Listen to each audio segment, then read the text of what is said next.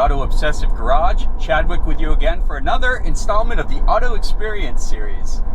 Today, we're in a 2002 Lexus SC430. Right off the bat, I just want to clear the air that this is not the worst vehicle of all time, but I do think that review has seriously impacted the prices of these cars currently, because we're going to get into the market in a little bit, and it's a good place to be shopping right now.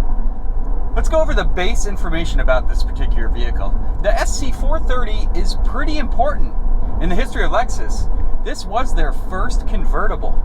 So entering the luxury convertible marketplace, an automaker really has to put its best foot forward.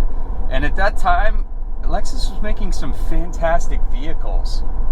The SC430, very interesting. Not a cheap vehicle by any means. This thing was right around $60,000 MSRP when it came out. It was competing with some big competitors. Mercedes, Jaguar, the big names, the established names in the convertible marketplace. You know, the SL series had been around for quite a while and had been very successful. So trying to break into that market was a challenge. What did Lexus decide to do to break into that sales sector? Well, the SC430 comes with a pretty handy little engine. A nice all-aluminum V8, the 3UZ-FE. Now, don't confuse this engine with that of the Land Cruiser. The Land Cruiser has an iron block aluminum head. This is all aluminum.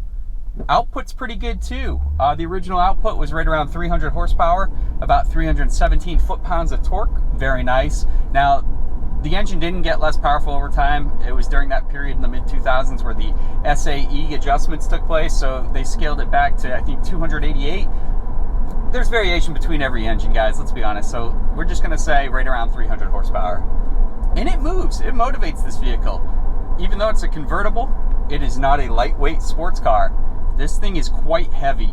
We're about to do our tests on it, and we'll find out exactly how heavy it is. But we're not messing with a Miata here, guys. This is a pretty heavy luxury vehicle.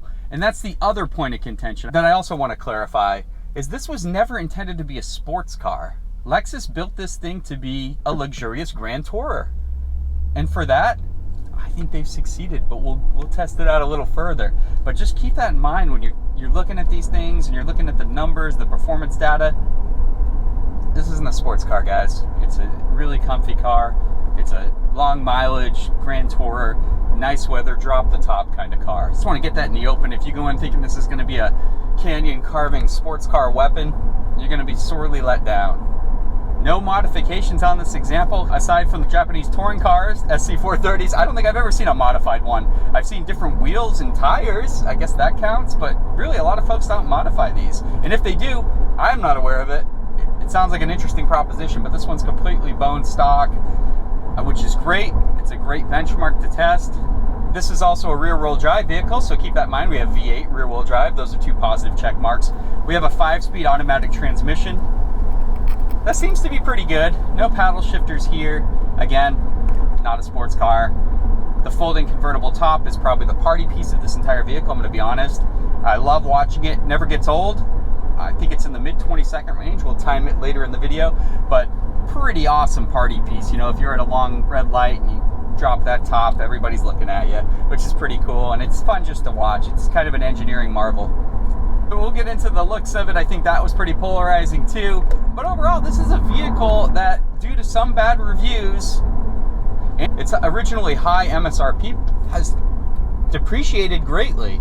And it's not due to any kind of reliability or maintenance issues or anything like that, guys. This is your Lexus with a very reliable V8 engine. Not that any Lexus is unreliable, but let's be honest, you're getting a really reliable car, a good performance power plant, and I think it looks pretty good too. It's very unique looking. So, boy, you can get these, I want to say, anywhere between $8,000 and $12,000 can get you a pretty good example. Of course, you know, if you're hunting for lower mileage stuff, it's going to go up, but yeah, these are really cool, and there's all kinds of neat color combinations. You don't have to get the beige on beige. There's all kinds of blues and reds for those looking for exciting colors. So they're out there, pretty neat combinations. So value-wise, I think this is a fantastic proposition. With these engines, it's literally do the timing belt every 100,000 miles and keep fresh oil in it, maybe put gas in it every once in a while, and you get to enjoy a really nice V8 powered rear-wheel drive convertible Grand Tourer. Now in this video, I want to determine if the reputation of the SC430 is deserved, or if this is actually a Grand Touring budget that should be grabbed up for anyone looking for that sort of vehicle. I think we're going to come to that conclusion by way of our objective and subjective tests. All right, guys, on to the objective tests.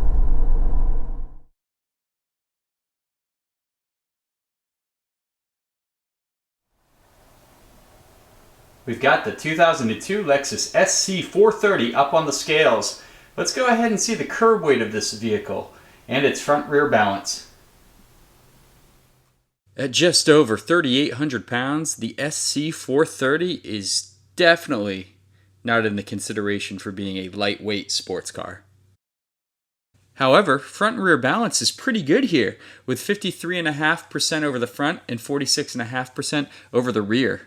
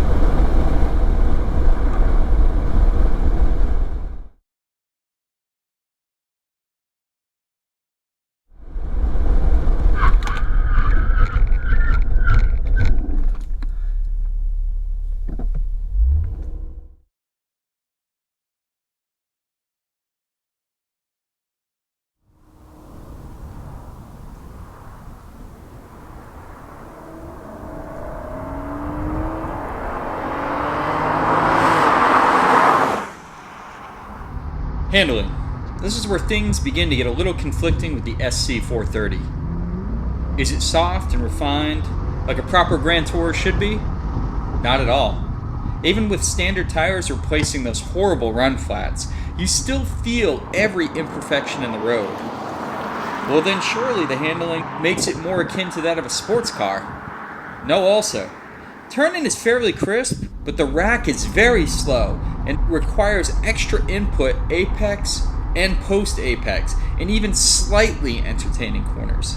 Handling and ride characteristics are where the SC430 struggles for identity.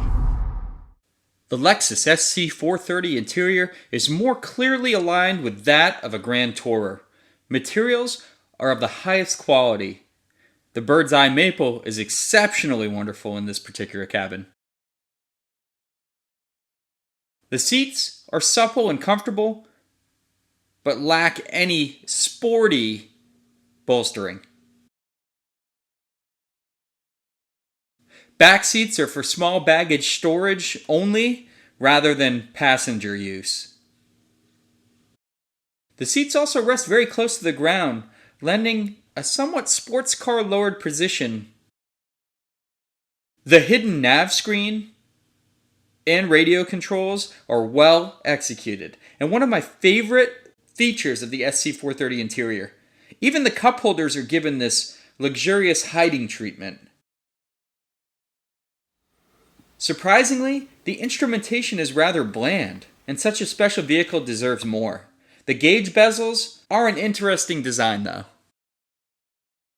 I'm a big fan of Lexus exterior design from this era, and especially how truly unique the SC430 is. It's a very bubbly design theme, incorporating the front end, swooping taillights, and rounded rear. I especially enjoy how top up or down dynamically changes how the car looks.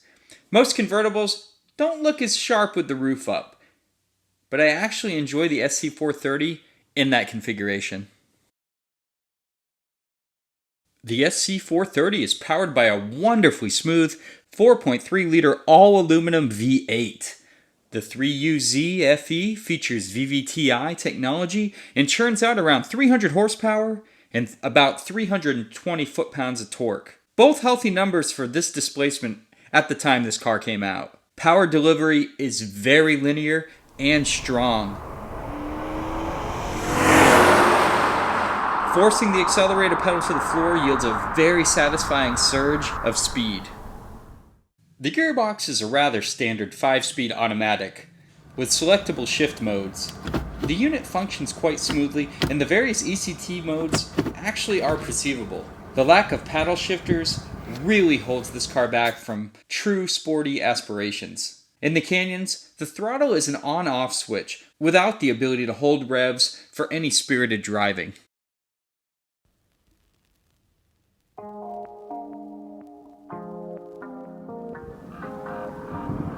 Is the Lexus SC430 a Grand Tourer? Yes, well, mostly. It's got the power and it's got the luxury, but the suspension and rough ride really hold it back. A comfortable mileage absorbing ride is a trademark of any proper Grand Tourer. Then is the SC430 a sports car? The power is there, as well as the firm suspension that communicates, if not too much, road feel to the driver. But the lack of gear selectability leaves this car out of its power band in every situation except for straight line performance. In the end, the SC430 is more of a Grand Tourer with some sportiness sprinkled on. Does this make it a terrible car? Not in the least. Value-wise, it's a steal in the market right now. It's a highly reliable Lexus product with a stout V8, rear-wheel drive, and stunning design.